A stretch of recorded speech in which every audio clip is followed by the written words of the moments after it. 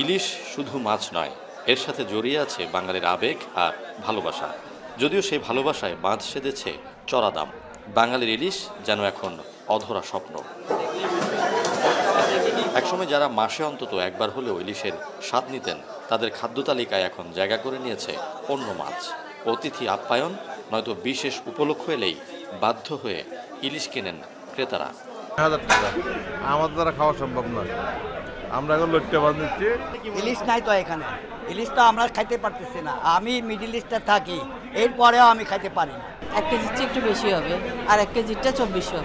ইলিশটার অনেক দাম, তো আমরা ওটা ধরা ছোঁয়ার বাইরে, ওটা নেওয়া যায় না।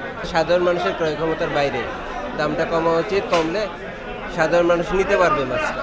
নগরের কাজীরদেউরি বাজারে বিক্রেতারা জানান, 1 বছর আগেও এই বাজারে 1 কেজির ইলিশ মিলত 1500 থেকে 1600 টাকায়।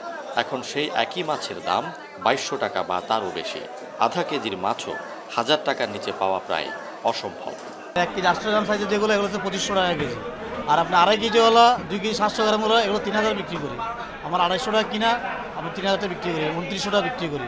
গ্যাসের বছর থেকে এই বছর একটু মাছ কম, আবার ইদারিং 2-1 দিন ধরে মাছ বেশি পড়তেছে।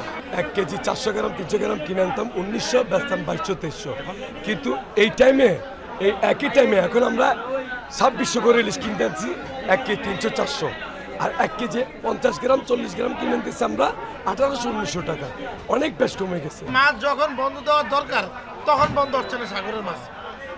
মূলত কারণ হচ্ছে এটা, কিন্তু আপনি ছোট মাছ দেখেন, ফিশারি ঘাট যান, জালিয়াপাড়া যান, দেখবেন টনে টনে এই সিজের ইলিশ। মৌসুমে ইলিশের সরবরাহ কম থাকায় বিক্রেতারা বলছেন, প্রতি মাছ ধরা ট্রলারে যেখানে 3 থেকে 4 লাখ টাকা খরচ হয়, সেখানে মাছ ধরা পড়ে 1 থেকে 2 লাখ টাকার, কখনো আরও কম। বেশিরভাগ ট্রলার ফিরছে ছোট ইলিশ নিয়ে। ইলিশের দাম আপনার যে পরিমাণ মাছ পাওয়ার কথা, তখন একটা বুট যাচ্ছে সাগরও, এরা যে খরচের সাথে আপনার যে মাছ পাচ্ছে, খরচ মিটিং হচ্ছে না, যার কারণে মাছের দাম বেশি। অনেক বিক্রেতার অভিযোগ, বড় বড় ফিশিং ট্রলারে ঝাঁকে ঝাঁকে জাটকা ধরা পড়ছে, যার সরাসরি প্রভাব পড়েছে বড় ইলিশের সরবরাহে।